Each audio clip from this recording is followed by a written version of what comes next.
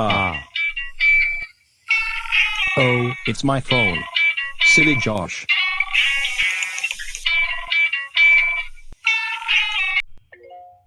Hello. Who is this? No, I'm asking you to. A clue! Who? Will be with you in just one sec.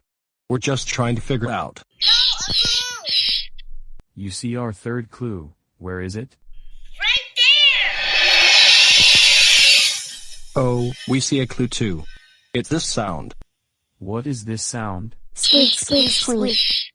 Squeak, squeak, squeak. Okay, you know what we need. Our handy-dandy notebook. Right. Let's draw some curved lines to help us remember this sound. We have our 3 clues to figure out what June is afraid of. You know what it means? It's time to sit in our Thinking chair! Thinking chair. Come on.